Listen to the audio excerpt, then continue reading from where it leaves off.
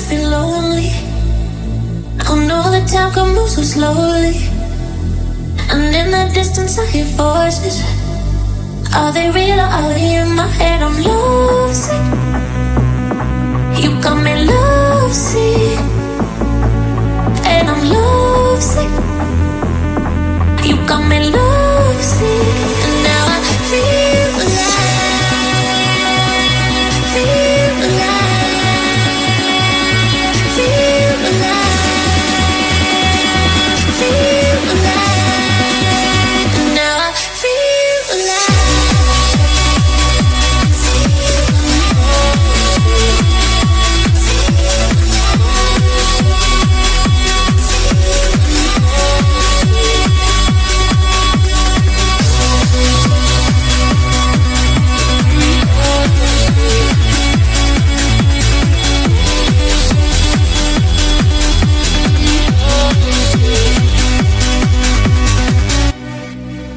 So many times they try to change me, and every time it drives me crazy.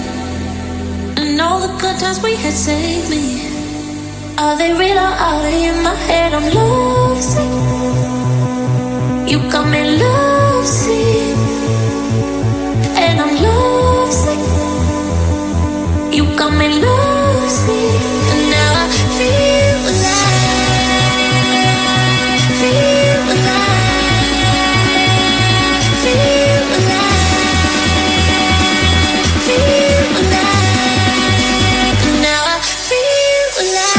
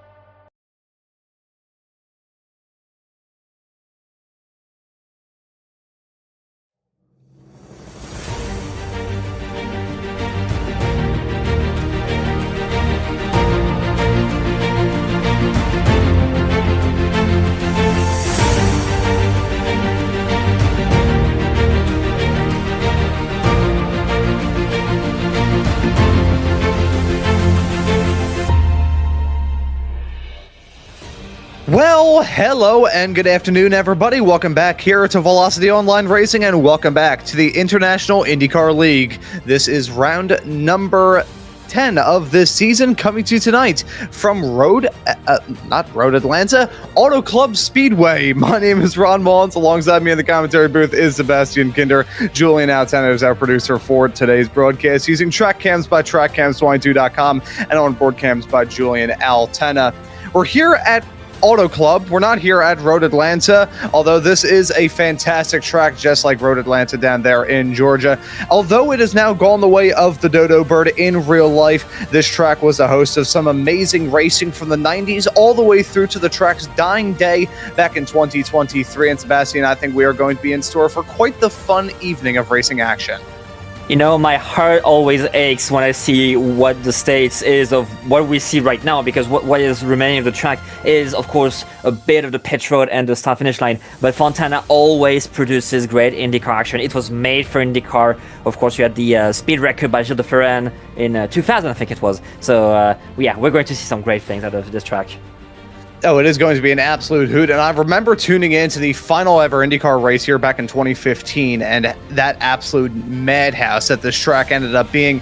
Sadly, didn't see IndyCar after that, and unfortunately, it seems as if the short track idea to bring this track back from the dead may never get off the ground. But we still have it here in the sim, and looking forward to this 10th race here of the season. This right here, folks, is race number 10, the Concept Racegear 190 here at Auto Club Speedway. We'll take a a look at your starting grid here in a couple of moments' time. I want to thank you all for tuning into the channel here today. Starting from the pole will be Roden F-Tink there in the number 18 car. Alongside him on the front row will be David Stritt in the Concept Racegear number 48 machine. Dan Enschke start this race from row number 2. Next to him will be John Christensen.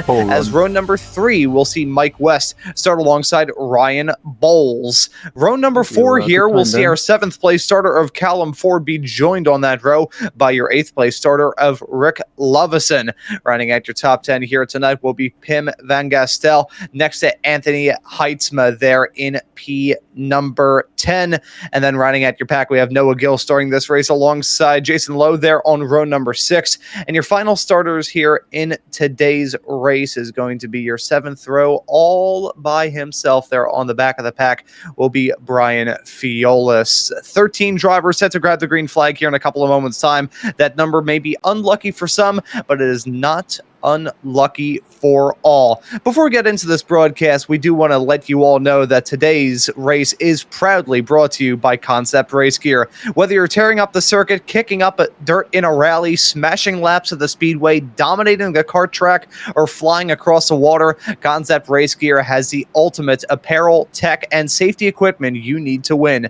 There are specialized motorsports experts stocking an extensive range of premium gear for your racing needs. We're talking elite, world-class brands trusted by the pros, specializing in global leaders like Sparco, OMP, Strand 21 Apparel, and more, alongside high-tech equipment as well from Monent Rally Computers and SPA Fire Extinguisher Systems. These brands are the absolute worldwide standard for quality, innovative design, and elite craftsmanship. Whether you're on the limit, do not compromise on safety, your comfort, or your lap times. Demand the best. Gear up like a professional today. Race to win. Head online right now to concept/race/gear.com.au. That's conceptracegear.com.au. We want to thank Concept Racegear for sponsoring this race here, but let's bring it back to get a green flag here for race number 10 of this championship. The green flag flies, and we're racing here at Auto Club Speedway, and Roden F-Tink gang off to a flyer as he leads the pack down into turn number 1.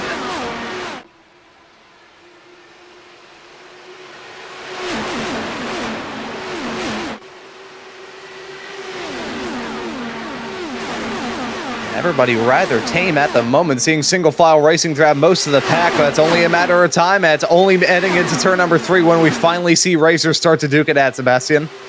Yeah, I mean, this is going to be drafting like we saw yesterday at the velocityonlineracing in Michigan. Well, it's the same track as Michigan, and yeah, with also in being at night, very cool temperatures. That means maybe not as maybe the overlay is not working as well as we see Noah Gill run. He actually elected to start from the pits, and I don't think I agree with that. Yeah, at this point, he is completely out of the pack, probably hoping for a little bit of early race chaos, but we know how these drivers like to cut these races, Sébastien. Oh. They are very clean and very smooth, so that may not be the best idea in the world for him. And he has a black flag, actually, Ron. Noah, he has. Oh, and I wonder if that was for some sort of pit lane violation as he exited at their tragic start for that driver, the number 76. We thought that he was already down for the count. Well, he's already going to be a lap down. That is a tragedy early here at Auto Club as we ride on board with Brian Fiolis, already jumping his way inside of the top 10. Should be noted that Heitzma actually started this race with an EOL, so he got sent to the back of the pack. But already seeing these drivers get a little bit brave in the moves they're trying to attempt. Yeah, overall, it's kind of like the waiting game. Well, kind of a waiting game, but also you want to be in that top 5 real estate because that's where you can make maybe the passes. I mean, I felt it yesterday at Michigan with a hybrid.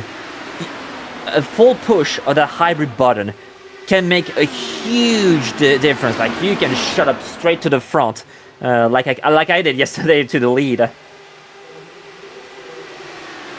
And of course, those who may be unaware, yesterday here on the channel, we're running the second round of the VOR IndyCar Series at Michigan, basically the older sister to this racetrack, and what an event that was. A thrilling photo finish, 14 thousandths of a second at the end of that race, and expecting more of the same here in this 95-lap-long thriller here, dancing the night away in Southern California. We ride on board with Bose, holding on to P5 as it stands right now, keeping that momentum rocking and rolling there on the high side. Looking to be a monster here in this race. We'll have to see if he can get some moves done. Seeing David Strid being 5-6 tenths behind the top 7. It's fine as it is, just you need to watch also for those accordion effect, because it's not going to be stable. You're going to have some people lifting off, some people accelerating, and you're going to have like those big checkups, and maybe the frill gets a bit stretched out. And that's, I think, like the number one reason for eventual cautions tonight, Ron. Yeah, as much as we talk about these drivers being clean, which they certainly are, there is absolutely no denying that. The racing gods and the law of averages will only let these drivers move so much from what is going to be a very stressful night.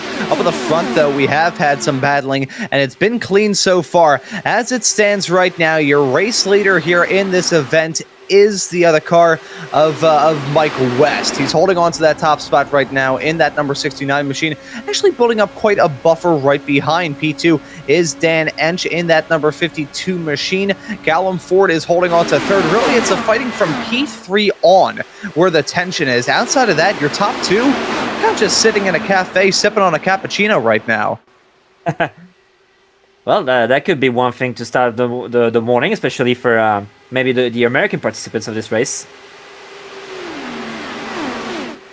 You know, actually, I just came up with a perfect commentary excuse. The reason why I said Road Atlanta at the start of the broadcast like an absolute doofus is the fact that's 9:38 in the morning. So that'll be my excuse, and I'm sticking to it. It's not I just hit my head too much as a child. We ride on board with Pim Van Gastel, holding on to P8 right now. And you know how I said that the pack was a little bit spread out up towards the front and how second place wasn't feeling a lot of pressure? I lied. We're not starting to see the battling really get intense there. Ench feeling pressure from Ford. Yeah, as I said to you, it's stretching and it's getting back to it's getting compact. It's stretching, it's getting compact. It will happen a lot. By the way, you know how crazy the draft is. You could be in map 5 in regen and still be able to pull 2 or 3 tenths to the car in front, thanks to the big drafts if you're like deep in the pack. So that's also a thing, Ron. Is like fuel saving again, 55% fuel cells. It will be the number one subject, I think, for this race. No, and it absolutely will. We've already seen a driver pick up a pit lane penalty for crying out loud. We saw Noah Gill with some trouble a little bit earlier on. I think he's decided just to outright park it for the night. It's an unfortunate way for his race to go, but that just kind of proves as a bit of a warning shot here in this race, Sébastien, about how tricky the pit lane is going to be between the entry, between running through the pits itself and trying to hit your marks down there in your pit box. There are so many moving pieces when it comes to executing a pit stop well here in this race that you gotta wonder how long it'll be until somebody eventually goofs up. Seeing Callum Ford try and take the race lead here from West, these drivers looking to get the early race jitters out of their system before they have to execute there in pit lane. Yeah, the main effect, like the main thing for when you start, especially those IndyCar races, which are super long, is where you need to start to feel at ease, and that's why those first few laps are crucial. If you can get it up at ease, as we see, I think that's John Christensen trying to move on his teammate Callum Ford. Yeah, you need to be at ease and trying to see where do you feel the better, how is the dirty air affecting your car, getting ahead of your tools also, that will be very important. Yeah, so there's a lot of different moving pieces in an event like this to try and do well, and we'll have to see who can play the best juggling game as we go throughout this event. Keeping our eye on your top two, Callum Ford, your race leader. Christensen, though, looking for something as they're scrambling a little bit farther behind there. That nearly ended in tears, seeing drivers wiggle around the racetrack. That was your at 1 point leader of West, who briefly ran down there on the apron. That is real dangerous territory. Quick question about her rules and regulation. The apron is forbidden, right? Well, forbidden to against your position. That is a very, very good question. I'll have to see whether iRacing has any rules surrounding that or whether the series will force that driver to go back. iRacing doesn't. I think that's league specified.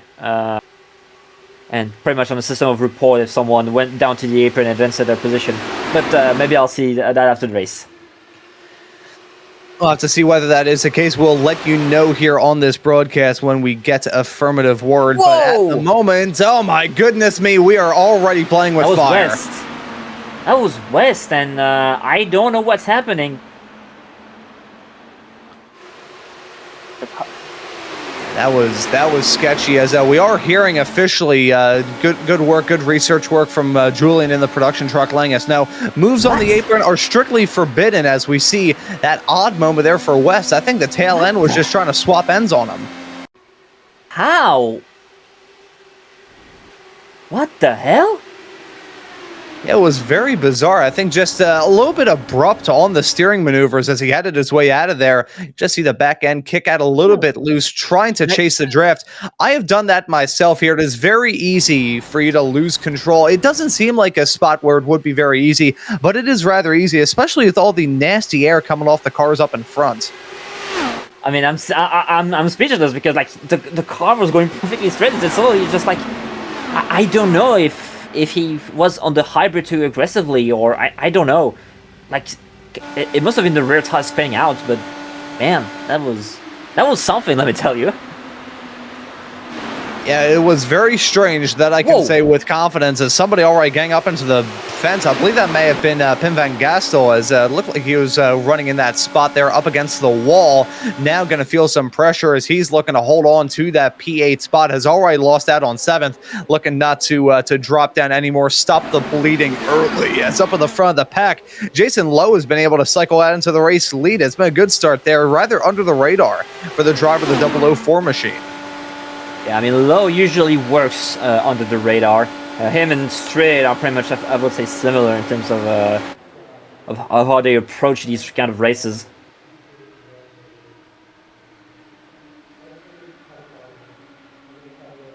As I feel like we're not far from the first pit phase here, Ron. Yeah, at this point, we have run the first 18 laps of this race caution-free.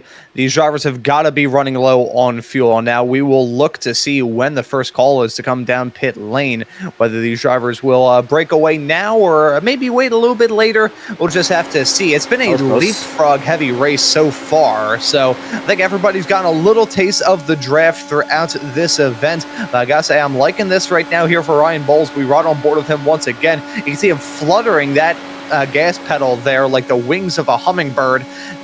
I'm kind of liking this call because he's probably getting some fantastic fuel mileage here in the draft. Here we go. Yeah. Even in map 1, when you're in the draft, you can save like 0.2 liter per lap. And if you're in map 5, well, you're maybe saving half a liter per lap. And as I said, you know, even in map 5, with how big the draft is powerful in this car, that could play huge dividends.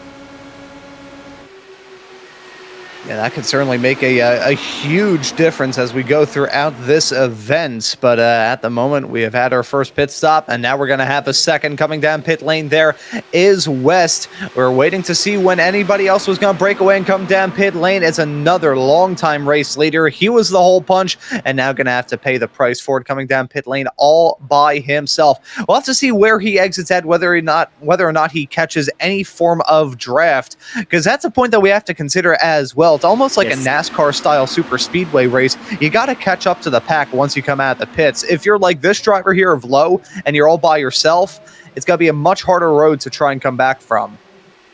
Indeed, because the draft plays huge dividends, and it really increases the lowers your lap times. So this is why you want to save that fuel to be in the draft as long as possible, and still be with some people and pit with people. As I'm trying to think about, is it possible to save a pit? And I don't think so. I'll do the numbers for you. Yeah, thank you very much. If I start doing too much math while on the air, my entire broadcast room fills up with smoke. As you see this from Ford, take a look right behind, actually right along inside him there. That is a bold call from Strid. He was all the way down there up against the inside fence trying to get the move done. Wasn't able to get in front of Callum Ford there, but my goodness me, A for effort. Let's take a look at this pit entry there, cutting all the way down to the bottom, trying to straight line the approach as much as he possibly can. Has to drop the anchors, does not get the nose at, but I think he gained himself a boatload of time. That's crafty. I like that. Yeah, this is why straight and low, when it's usually like long green flag pit cycles, they usually gain like 2 or 3 seconds on over people because they're executing these pit stops to the limit. Yeah, that is the definition of taking it to the limit right there, as here we go. More pit stops. This is the largest gaggle of drivers coming down pit lane that we have seen so far, and it's Roden F-Tink, your pole sitter here in this event, leading us into pit lane here for this final gaggle of cars. We take a look at the Brookley Do onboard here of the number 18 machine, keeping an eye on that pack right behind as they come out of the pits too. I think F-Tink will just get the nose out in front of Pim Van Gastel, in front of Brian Fiolis, as here we go. Jason Lowe able to blow their doors off. As much as Lowe was all by himself there, took the high road, and as a result of that, look where he is. He's now holding on to the race lead with a nearly 1 second margin between himself and the 44.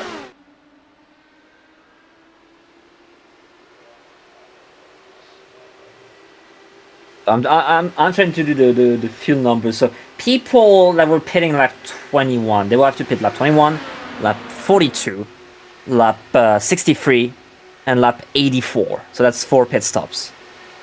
Now we have people that pit on lap 24. So that would be 24, 48, and 72. So technically these guys who pitted on lap 24, I think they can pull that free stopper.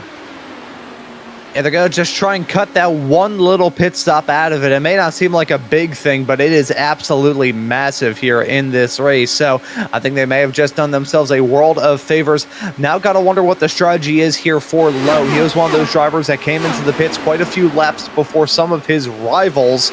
And now I wouldn't say that he's paying the price because he's still the race leader, but you got to imagine the nerves are a little bit high for that driver of the 004 machine, who's gonna feel under real pressure here to try and get some moves done and get them done quickly to try and save as much gas as he possibly can. Exactly, yeah. Every milliliters counts, as we see Strid.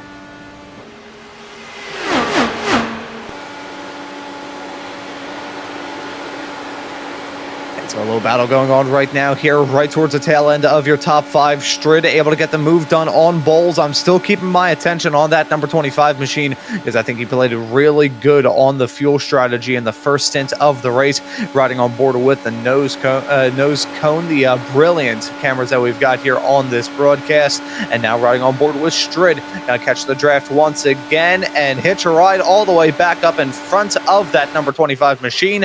Gets it done into turn number 1. That's how quickly can play the draft game, as here we go. West playing that draft game and able to get the move done on Lowe. Now Lowe gonna look to try and attack on him once more, heading down the backstretch into turn number 3. The game of leapfrog has now officially begun at the front of the pack once more.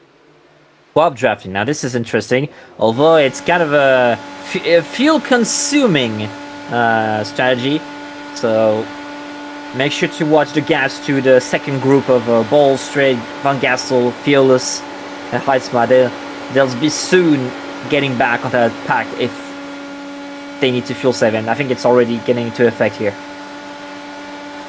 You know, right now, West is not really playing any of the fuel-saving games right now. All gas, no brake, shake and bake, dude, for Dale. Again, the move's done, heading down the backstretch once more. He was a race leader for a significant portion of that first stint. I think that number 69 car there of West has a pretty good amount of underlying speed, although he says right as Lowe once again attacks on him, heading into the turn. I have a good feeling about that car of West when it comes to the speed. Now, when it comes to the strategy, how are we feeling? For West, well, in terms of strategy, he's not on the good one because he pitted on lap 20, and then all of the people, a few people behind that pitted like 6 laps ago, 7 laps ago. Yeah, as we see, thank you for the graphic for the last pit lap. The guys behind them, West and Lowe, they have more chance of pulling up that free stopper. I would say lap 22, it's a bit risky. Lap 23, you can make it, and lap 24, I think you pretty much called them. Yeah, so we'll have to see whether these drivers can go up throughout the rest of this race. But those drivers on that alternate strategy, I think they've got one hope in their mind right now, Sébastien, and that is a yellow. They've got to hope for some sort of caution to come out. They do have the benefit of the field once again being packed in like a can of sardines. So with more drivers involved in the fight, the chance of a yellow does increase. We have run a very smooth start to this race, already 32 laps into this 95-lap long event, and not a single caution, really not a single incident of note. We've seen some drivers get close. We've seen a couple drivers nearly end their race in the barrier, but it has been very clean to this point. However, those drivers on the longer stint, they've got to be crossing their fingers and hoping for somebody to hit the fence. Yeah, exactly, because they have to now save big fuel. But the problem is, everyone behind is like, no, we stay in the lead. Pull us around, make us save fuel. So right now they only need to do what they've been doing, is like running like hell.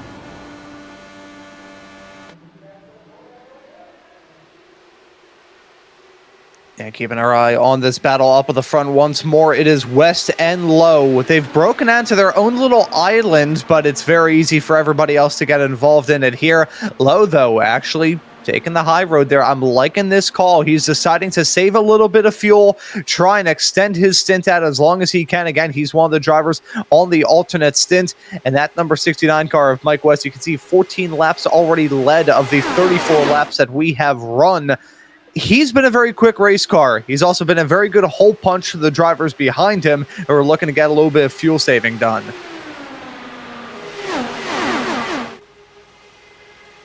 As once again attacking here, Low looking for it down the inside on the low side, heading into turn number 1 and 2, and he'll get it done just like that. Right as I was talking about him enjoying second place, he wants a clean view up at the front once more, as this battling is really starting to stack up the pack behind. You can see these drivers now getting involved in it. Christensen and F-Tink, they may go side by side here very, very soon. The tension is starting to rise here in this fight, Sébastien. There's no doubt about it. Well, I would say the tension is rising for the top 2. I would say the rest of that top 9 right now, they're just saving fuel because they know they can save that extra pit stop. Whereas the top 2, well, they're just running like hell and hoping for a caution. Yeah, that they are at the moment, trying to bend the floor pan in their race car, bend the pedal a little bit, go as quick as they possibly can, and keep their fingers crossed for some sort of disaster to strike. Doesn't need to be a big incident, just needs to be a incident to put out the caution for the first time here in this event. Still keeping our eye on your top 2, West and Low, as they head their way down into turn number 1 and 2 once more, hauling the mail. The speeds are so high, along with the tension. I will say one little point here, Sébastien, about these drivers, able to run as hard as they possibly can here in this race. Track temperatures, as usual, quite on the lower side, 69 degrees Fahrenheit for that track temp. Nice. But that does present these drivers with a good opportunity to lean on those tires just a little bit more because they don't have to worry about them overheating at all. Yeah, I mean, yeah, you have to lean on these tires because the track is stone cold. And those are usually the kind of track temps we're getting at on tracks at night. So, yeah, you want to heat up those tires. You want to have them being heated up because if they're cold, oh boy. Ooh, as we're getting very close here, heading into turn number 1. Thought that was going to end in tears. It does not. Keeping our eye on Brian Fiolis heading into turn number 1. Thankfully, did not end in disaster there, as he's still keeping the drivers honest right up in front. This Fiolis battle could maybe end in some sort of disaster here, but these drivers keeping it smooth right now. That's Anthony Heitzma. That's directly up in front of him as it stands right now. Then a little side-by-side tussle, heading our way across the stripe to start yet another lap. This is getting really, really antsy. Yeah, really antsy, and these guys, I mean, they're just looking for like the side draft and stuff. Like, guys, you still have a couple of pits as we see the top 2 pitting again, Ron. Like, guys, just give some people space. It's too early to be duking it out like that. And so these drivers breaking away, coming down pit lane. It's that dynamic duo from that last stint of Jason Lowe and Mike West making their call to come down pit lane. Same time, same place. This will feel a little bit better than their last time into the pits when they were basically running on an island of their own. It's working out rather in their favor here as we keep our eye once more on this pack that's still left out there on circuits. We run on board with Pim Van Gastel, holding on to 5th as it stands right now, has Brian Fiolis right behind him, Heitzma behind Fiolis. He's still got 4 cars right up in front, and not a lot of margin between him and basically everybody else. This is a pressure cooker little fight that we've got going on right now in the final few laps before these drivers finally make that call to pit once more. I would say this is like the moment where maybe you can get a bit feisty and you're trying to get that track position, because at this point you know pretty much where you're going to land on fuel. Keep at it. So this is where maybe you try a little something, because you know at the end of the race, if it still is green, you'll be on these worn tires, or on tires as worn, and you need to know how can you make a move.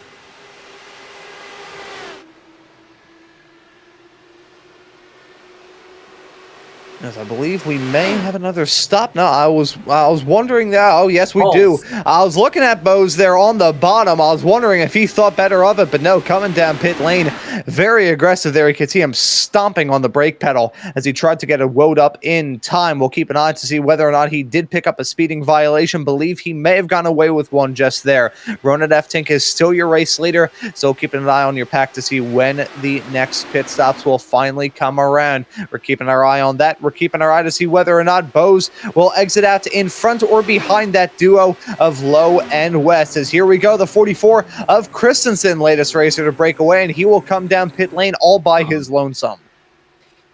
Yeah, right now, this is interesting for Lowe and West, because, as I say, like if you were pitting like 24, you need to pit like 48, and we're still at like 44.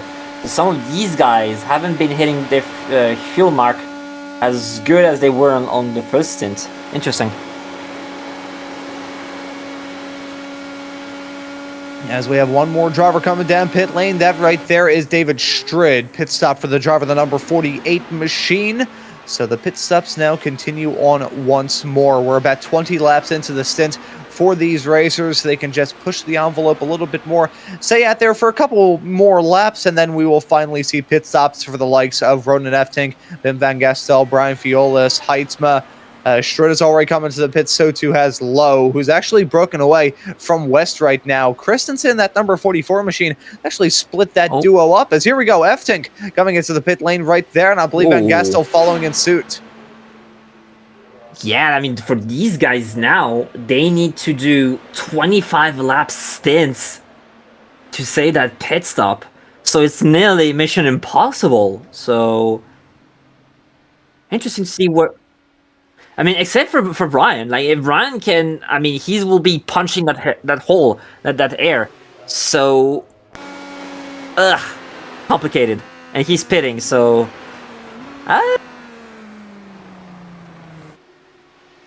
it's going to be a full stop. Yeah, so Fiolis breaking away, coming down pit lane, lap 46 here, as Pim Van Gastel is going to exit out just a little bit behind his main, well, we'll say foe and friend here in this event of Ronan Eftink. Those two came down pit lane at the exact same time. They did not come out in the exact same spot. Eftink already merging up onto the racetrack. He'll slot himself in P6 as Van Gastel slips down to 8th. A couple of seconds between those drivers as they finally get the speed built up. We ride on board with Mike West behind the wheel. The number 69 car has already led a boatload so far here in this race. Gotta say, I'm not seeing a fuel-saving call based off the fact he stuck it on the rev limiter in 5th gear heading down the back straightaway. Will we see him shift into 6? Who knows? I mean, fuel saving is out of the window for him because he came on lap 20, so the fuel saving was already out of the window for him. And probably now it should be out of the window for every driver on the track, because I don't see a car doing 25 lap stints in a row. Yeah, no, the thing is, sorry. Although those guys who save fuel, they're going to be pitting later, meaning they'll put less fuel in the tank. And now I'm raising this question to you, Ron, and to the people at home. It's super cold out here. You're not putting as much strain on the tires. If you're the guys who are saving fuel, do you decide to not take tires at the final pit stop? I would run that gamble. I would risk it. And there are a few reasons for that. Of course, as you said, the tire wear going to be rather minimal. This track is choppy. There's no denying that. You can see the drivers hopping up and down in the air like they're on a bucking bronco heading down the backstretch into turn number 3. This track is very choppy. It eats away at the tires, but we're not seeing the tire wear really play a huge factor in this race. The cars are light from the limited fuel and the consistent pit stops, so may as well just risk it, go for that gamble. And another thing that I do want to race here as well, you got to talk about the matter of downforce. Here at Fontana, we're not too far above sea level, and with those cold temperatures as well, the air is thick. So these drivers are able to develop a whole lot more downforce because the air that is going over these wings at nearly 230 miles an hour is a lot denser than some of the other tracks that we've been at so far here this season. So that's two little things that I think would probably lead me to say, hey, may as well gamble. Go down pit lane, don't take tires, take fuel only. Track position can make a whole lot of difference. Doesn't matter if you're the leader of a pack, you're still going to get chewed up and spat at. But if you can break away from the draft and build like a 1.5 to 2 second margin of the drivers behind you, forget about it. I don't think you'll be able to catch you up. It all depends on how this race will pan out. And honestly, Ron, you know what? I just throw my calculator out and my notebook out of the window because I don't think now it's a numbers race. These guys have done what they did in the first few stints, and now if I'm a driver in there, like I know I'm screwed for the 3 stops, so I'm like, okay, I want to be at the front. I want to be near the top because that's where you are the less in danger, less in the dirty air, and this is where you want to be for the end of the race. And these drivers are already trying to figure out how best to get to the end of this event. We are past the halfway mark, and comfortably so, pushing lap 53 of 95 here in this event. And once again, I want to thank you all for tuning into the action today on Velocity Online Racing. If you are enjoying the broadcast, consider hitting that subscribe button and the notification bell so you get notified every single time we go live. Hit the like button on the stream if you are enjoying the action and the coverage here today. It is David Strid holding on to the race lead. Mike West is in second as we keep our eye on this pack heading down into turn number 1 once more. I feel like I said this right about this same point in the last stint, Sébastien, and I'll say it once more because I'm a broken record. I don't have a good feeling about this. I'm feeling the tension now begin to rise in this pack. And now I do agree with you. I do agree with you because now since they we can to the line. Since they can't do a free stop, they will now fight a bit more and get into those lead laps, getting as close as possible to the leaders. So yeah, now we're starting to see the pressure mounting up. Let's get ready to rumble, as they say. Yeah, the rumbling of these Indy cars running around this racetrack at Mach 10 is certainly an intimidating sight for some, but it's not intimidating for these drivers trying to tackle it in the cockpit. Lowe getting a move done there on West as one more car to try and overtake, and the race lead is his once more. That duo of Mike West and Jason Lowe have led a vast majority of this race so far. They have had a stranglehold on this event. Will they be able to retain it as we get into the second half? We'll just have to see. There you can see Mike West, 17 laps led so far here in this race. Low at 13. So they combined for 30 laps led, and we're not even at lap 60. They have led over half of this race so far, a trend that I think will potentially continue if they have their way. Indeed, as we're approaching the third pit window, Ron. Yeah, so the pit in like window, 2 minutes. It's slowly but surely getting up upon us right now. We're expecting these drivers to come down pit lane in the not-too-distant future. Feels like these stints are just so short for these drivers. I say that as our perspective here in the broadcast booth. For these racers in the heat of battle, it will either feel like 2 seconds or like 2 days. There's like no in between.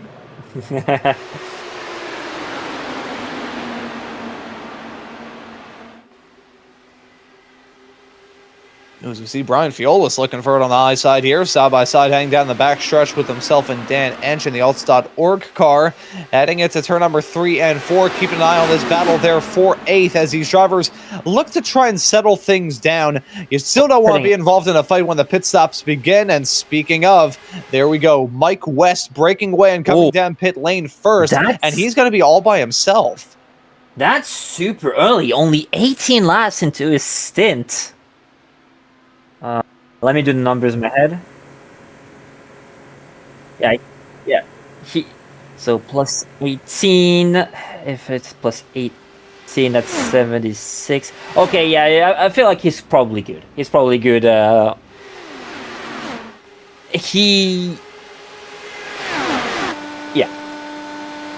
the pit window is certainly open to make it to the end of this race on one more stop. So maybe he just decides, okay, I'm going to, cut my losses here in this stint. Although, if you want to run a slightly shorter stint, you should just maybe underfuel a little bit, fuel your car up for only about 18 laps, come into the pits around about then, so you can get that extra little benefit of a quick stop. It is so easy to lose time in the pits. It's also so easy to gain it if you play your cards right. Yep. It's kind of like throwing a coin in the air, heads or tails.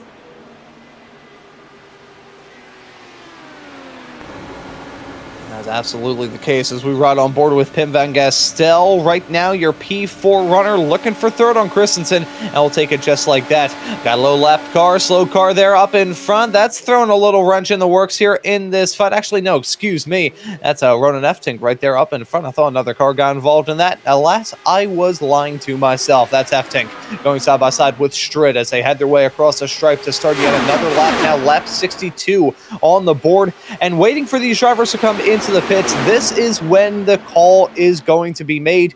Who will be the first to bite the bullet? Will it be one of the drivers that we've seen run a very odd call throughout most of this race? Will it be somebody who's been a bit more uniform in terms of their stops? Only time will tell. We keep an eye on the field as they head their way through turn number 3 and 4. Will anybody break away? No, they will not, although it should be noted that Jason Lowe and Dan Ench both came into the pits along with West. They are one lap down as it stands right now. Callum Ford came into the pit lane here too. So these drivers just, I was waiting to see who would break from the norm. Alas, it's all of these drivers breaking from the norm. Yep, as they're trying to do as many laps to save as much fuel as possible to put the least amount for the final stop.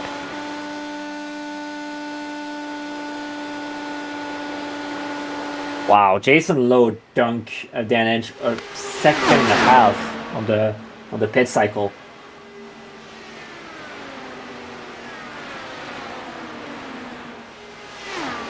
That is extraordinary. I mentioned how it is very easy to make up a boatload of time there in pit lane, and you just see it get put on full display with that little amount of time gained. 1.6 seconds is a vast yawning chasm here at a 2-mile D-shaped oval like Fontana. We follow Eftink now back up into the race lead, and we follow another pit stop. This is the number 25 of Bowles coming into the pits now.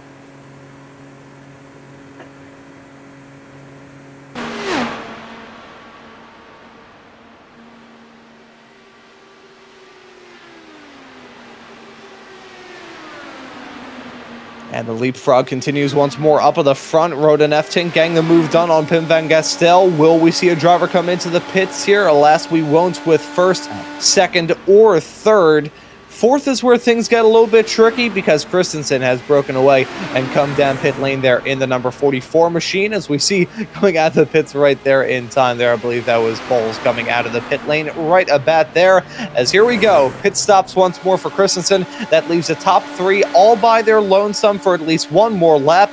Doesn't look like they're focused about the pit stops. Instead, they're focused on battling as F-Tinka look to send it once more, heading through turn number 3 and 4, and they all stay out once again. Yeah, these guys, they're the guys who pitted super late each time. So, yeah, I mean, they must have, I'm checking right now. Van Gassel and Iftink ran 21 laps during this thing. Brian Fieldless ran 20 laps currently. So, they are going far. They are going super far. I mean, they continue like this, like they'll be pitting with like 8 to go on final pit stop. Yeah, trying to stretch it as much as they possibly can. As here we go. They're finally breaking away and coming into the pits. Take a look at that for the 10 as Fiolas. Oh my goodness me. Gonna have to take the high road. Avoids the pit attenuator by a matter of inches, but this is going to be sketchy. That apron is so dusty and dirty. His tires have grass on them. If he crashes, that is going to throw a massive wrench into the works. Fiolas forced to stay out. That is going to be gut-wrenching for him. Going to lose out on a disgusting amount of time. That'll take Fiolas out of the fight. F-Tick and Van Gastel going to trundle down in the pits. Who's going to be the race leader? Definitely won't be Fiolas, who is right now. And he's out of fuel. Oh, you gotta be kidding me. Well, this went from bad to worse. And thankfully, he's in a little pocket of clean air right now, so nobody else is going to come up behind him as he tries to bring it down here into pit lane. Going to have to, out of gas, and this is going to be a slow crawl down in pit lane. He's either going to have to pick up a penalty in order to have enough speed to get down there to the end of the pits, or he's just going to not be able to make it at all. There you can see it, just overshooting it a little bit, and that one little mistake can make a massive difference. Yeah, like he lost 20 seconds in that old ordeal, probably. Came in too hot. Yeah, nearly collects the cone, nearly collects that attenuator there as well. Thankfully, he did make it into his pit stall, but any hope that Fiolas had of winning this race is just about dashed. We still have a little ways left to go here in this event. 25 laps left to go as the drivers head their way towards the line. So there is enough time for Fiolas to hope for a miracle to happen, but we have run entirely caution-free through the first 70 laps. Yeah, and I doubt you're going to get a caution. Or if there will be a caution, it will be too late.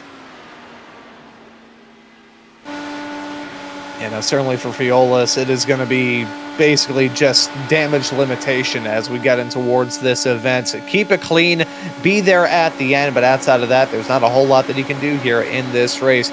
We follow Roden Efting here in this number 18 machine, holding on to fourth place as it stands currently with Christensen right up in front.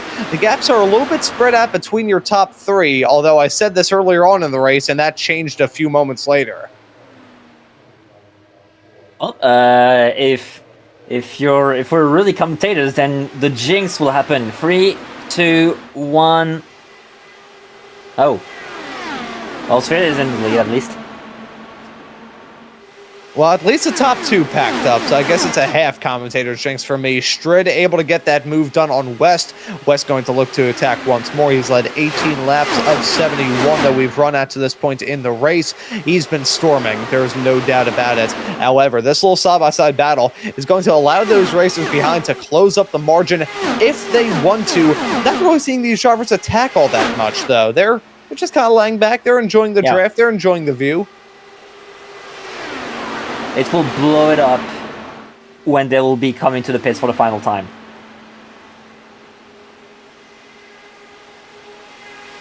And that will be when things get very, very spicy indeed. As we continue to keep our eye on this battle here up at the front with, once again, Mike West taking the race lead here in that number 69 car. And as I was expecting it, Strid once again attacking as he heads his way down into turn number 1. We want to take this little time to let you all know that Velocity Online Racing delivers professional iRacing broadcasts, providing an authentic race day experience. Our custom IndyCar style overlays create a clean and immersive view viewing experience reminiscent of professional motorsports broadcasts. Streamed at 1440p, 60 FPS production, and with expert commentary, Velocity Online Racing gives your series a presentation it deserves.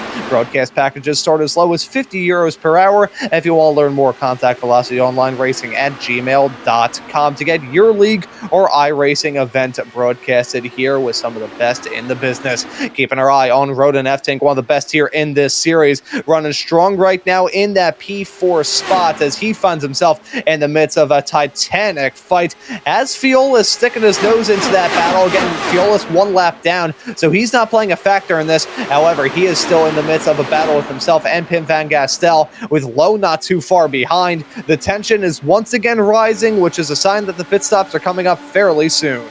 Yeah, because the pit window is now open, Ron, and for Brian Fields, yeah, it's kind of an incentive of being close to the front of this pack because they do have lucky dogs in this league. And for Brian, you need to be ready when this pack, as we see Christensen being the first one to bite for the pit stops. You need to be ready in case of, like, because, you know, we see Kevin 4 or 5 seconds up ahead. He needs to be ready to get in by, to get past him when they catch him, because you cannot afford to spend another caution period a lap down. You want that lucky dog. Or wave it on. Yeah, either or, that's what matters here in this event. We have had the pit stops. Christensen was the first to break away. Next up to bat, I thought was going to be West. He just got abducted by a UFO there. He's back up into second place. So keeping our eye on our P3 runner of Pim van Gastel. Now got looked to get involved in this fight, still side by side with himself. And F-Tank actually single file at us and now goes side by side directly up in front of him. Straight in West. F-Tank looking for it. Look at the run. He's going to try and flip the coupon and get a 3-for-1 deal there up on the top side. At least going to get one overtake done as West going to break away and come into the pits. Now side by side with himself and Strid heading our way across the line. That could be a preview of the finish that we're going to have here in this race. Because F-Tank just used the full battery there to shoot up to the front like he did. And as I said, we've entered the pit window, and if they pit, they can go full song to the end. So, yeah, welcome to the dogfights, Ron. Yeah, I can't tell whether it's welcome to the dogfight or somebody call up Axl Rose and Guns N' Roses, because it is welcome to the jungle right now. These drivers are having their fun and games right now, and they've got everything they want. Honey, you know the names. Van Gastel holding on to the top spot. He's your race leader right now. F-Ting still looking for it here, side by side, heading our way down the back stretch, waiting to see when these drivers will break away and come into pit lane. We're now in that window to make it through to the very end, but these drivers going to hold out hope for anything to maybe upset this little fight. It's F-Ting jumping up into the race lead. A little bit of wall contact there, it looked like there with Lowe. He at least got very close to it on the exit of turn number 4. But these drivers have been playing with fire so long throughout this race, they're used to getting their eyebrows singed off. Now we're going to be seeing Lowe and Loviston and Ford into the pit lane very soon, Ron. And that we will, waiting to see when they will pull down. Already have a pit stop farther in the back. I believe that right there was Dan Ensch signaling that he was coming down pit lane, and yes, he will.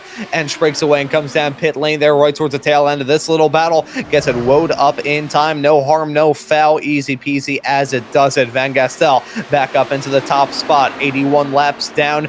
Not a few left to go here as F-Tank now going to be back in the draft once more. Gotta wonder, will this be the lap that these drivers decide to take it? Will they run our strategy call of deciding to take only fuel here in this stint? They're running a very, very long stint, so they can have a very, very short pit stop, a true splash and dash here as we get towards the end. Lowe breaks away and comes into the pits as we have got ourselves a fantastic, fantastic little battle here getting towards the end. And folks, this is just a little preview of all the action we've got here on VOR. Subscribe. Trust me, it's a good thing to do here on this channel because we've got action like this all around the week. Got some cars coming out of the pits. F-Tink using that to pick up a small little draft, heading down the back straightaway, trying everything in his power to keep the speed rolling. The key to win this race, as I said, track position. You want to be in that top 5. The second key, the hybrid management.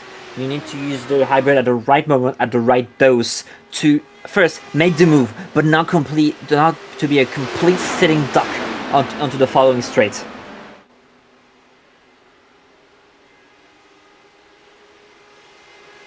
Yeah, now it's getting critical. These drivers are approaching the end of their stint. They will at least have to come down pit lane in the next 5 laps. But again, these racers have been known to play some odd calls. That's one of the things I appreciate about covering this series here on VOR.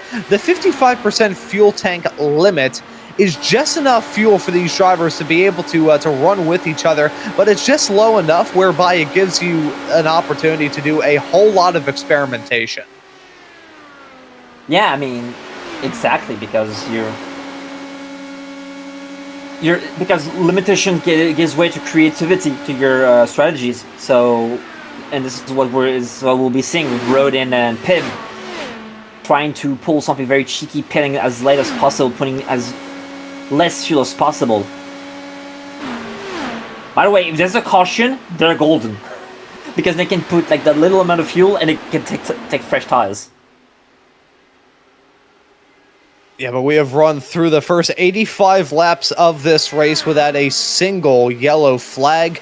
Will we get one here late? We will just have to wait and see. Your top 2 are now on an island of their own, as we've had the final 2 that were behind them come down pit lane, make that final pit stop. They could be golden if they do have a little good rub of the green, but right now, the only rub of the green that we've got right now is that green, black, and white car of Van Gastel rubbing down on the bottom of the racetrack, taking the race lead once more. 10 laps left to go here at Auto Club, 20 miles to decide this, but it's going to be the roughly half a mile down pit lane for both of these racers that is going to make the world of difference. I mean, right now, they'll be only putting a quarter of a normal IndyCar fuel tank, even less than that now. Yeah, I'm calling it. No tire, just gas. Yeah, at this point, what is even the point in taking tires with less than 10 laps left to go? You may as well just come in for fuel only, as we will have to see whether these drivers make that call or not. But I do want to touch on the state of affairs with the drivers behind. We got those 2 running in your top spots. Right now, your P3 runner is Brian Fiolis, who was able to hitch a ride with those drivers and enjoy the draft. As here we go, Efting trying to load up there in pit lane, stomps on the brake pedal. I think he may have slowed it down just in time, and emphasis on just. That could have ended in tears there and end his hopes at a victory just like that. A little bit of sparks flying as we head our way into turn number 1 and 2. The white flag going to be out in the very near future for these drivers, but they're treating every single lap as if it's the last. Now keeping an eye on the pit stop times. So 5 seconds for Pim van Gastel. I think he didn't take tires. It's 4.8 seconds for Rodin Eftink.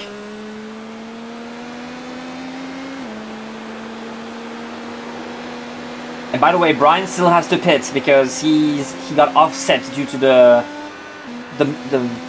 mishaps. And oh my god, look at how far Van Gastel is.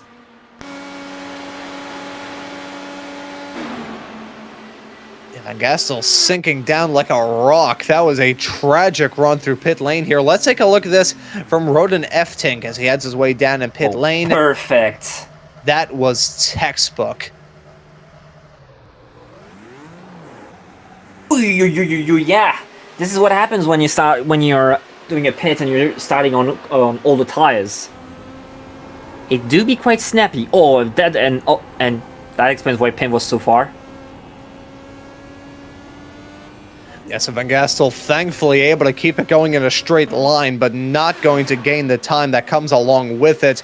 He's going to find himself right now 7th, as still waiting to see when Brian Fiolis will come into pit lane, when or if.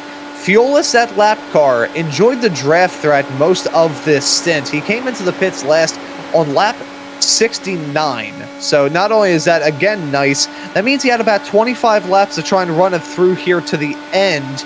If he did some heavy fuel saving in the draft, he could maybe make this work. Now, he does have to worry about that pack behind. He can't slow down too much because it's now only a second and a half as Fiolis bucking me like a cherry as he has now come down into pit lane. Eftink now up into the top spot. You can take everything that I said, run it through a paper shredder, and then throw that shredder straight into a wood chipper.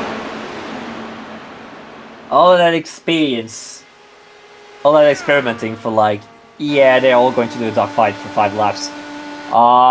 Yeah, welcome to the danger zone.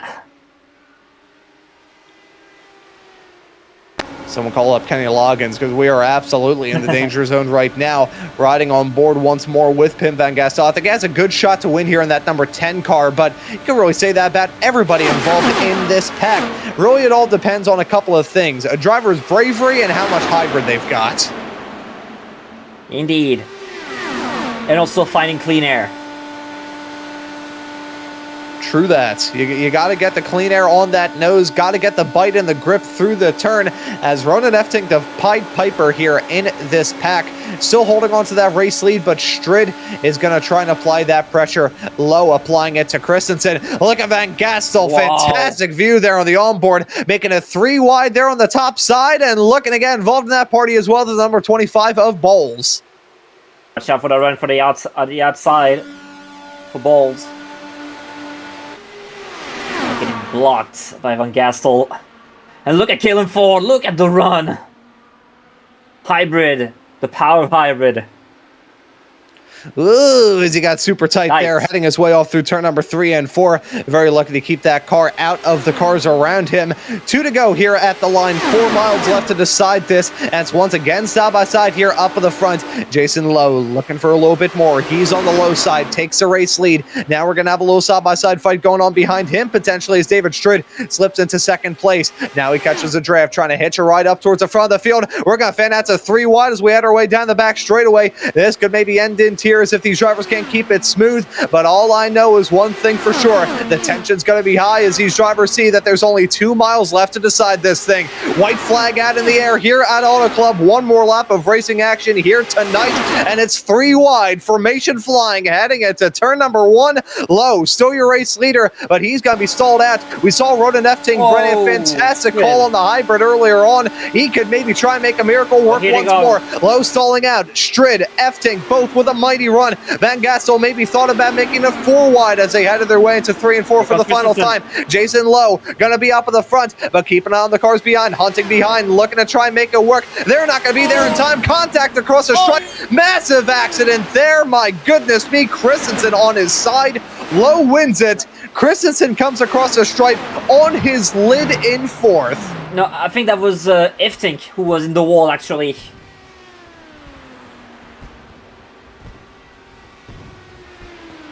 Oh, you are absolutely right. My goodness me, what a finish. Not the finish that Ronan Efting may have had in mind, but certainly the finish that Jason Lowe had in mind. Started this race at the back of the pack, returns to victory lane. What a performance there for the 004. And it wasn't quite the easy season for Jason Lowe. I think that's like only the first or second win of the season? Question mark? Yeah, coming back from eye surgery a matter of a couple of weeks ago. He was one of my favorites to win last race of the season at Iowa, and he finally pulls through and gets it done here at a very different track in the form of Auto Club. Going to burn it down there in the infield grass. I wonder if we could take a look at an onboard shot of Ronan Efting's crash there. He somehow stuck the landing after it all, you know, sans front wing. Yep. And let the fireworks do the work. So here we go. Here it was, heading our way out of the stripe. You can see it's Lowe leading. Nobody else was able to get a good run, although Ronan Efting thought about it. Christensen was the one that kind of sent him up there. There's a contact, pops him up on his wheels. He's up in the air and on his side as he heads his way across the line. Ends up pulling a Tony Hawk's Pro Skater 2 maneuver there on the outside barrier. Grinds there for a while and ends up landing back on all fours. A wild ride here and a wild race at Auto Club for Ronan Efting. And there's Strid's perspective of it all. You could just see a small little wiggle, nothing major outside of it. As you will see here, the best view of it all is Ronan Efting. When he finally got off the barrier and didn't flip down the banking, he just landed it rather gracefully and drove on like it was nothing. Oh, yeah, my God, yeah. Yep. This is me. You're probably wondering how I got here. Yeah, downshifting into first, that'll make a big difference. And sticks the landing. Whoa, well, well, you're going to see the... you're going to be sitting the physician, or I don't know what's the name, but like, yeah, your back is going to be hurting after that landing. Yeah, I think I got whiplash just looking at that. I'll be 100% honest. As he landed it just beautifully. That's how you do it here at Auto Club. That's how we did it here at Auto Club for race number 10 of the International IndyCar League. And at the end of the night, it is Jason Lowe getting his first victory here in quite some time. David Strid comes across the stripe there in P2. Rode an F-Tank, rounds out your podium in third, despite the fact he was actively wrecking as he headed his way across the line. John Christensen comes across the stripe there in fourth, fitting result for the driver of the number 44 car. Pim Van Gastel will be in P5. Ryan Bowles will be in sixth. Dan Ench is in seventh. Anthony Heitzma is in eighth. Mike West, what could have been for the driver of the number 69 car, could have won this race, ends up down in ninth, really last of the cars to be involved in the fight. Rick Lovinson, who had a very quiet night there in the number 9 machine, ends up completing your top 10. Just a few more drivers towards the back. Many of these racers running into trouble. Callum Ford just did not have good rub of the green when it came to strategy. He ends up in 11th. Brian Fiolas, who was involved in a very close call coming into the pits, thought he could have gone to top 5, instead walks away with 12th. Noah Gill, only DNF from this race, had a penalty early after starting from the pits and decided to park it shortly thereafter. 13 drivers started this race. I believe it was just 12 coming across the line, although Fiolas may have called it quits about a lap away from the checkered flag. But either way, Sebastian, what a race that we were just treated to here at Auto Club. Yeah, I mean, it was 75% of waiting and observing and fuel saving, and 25% of pure dogfight, and that's usually what we have now on the International IndyCar League. Yeah, you absolutely love to see it. Once again, I want to thank you all for tuning in to today's action. But folks, we still have a little bit of coverage left to give. I want to start off with some of the interviews. I want to start by having a chat with our race winner of Jason Lowe, now joining us here in the broadcast booth. Jason, welcome in. Congratulations on the victory there, man. That looked like a pretty stressful finish. How was it from your perspective there behind the wheel? I was trying to hold the bottom.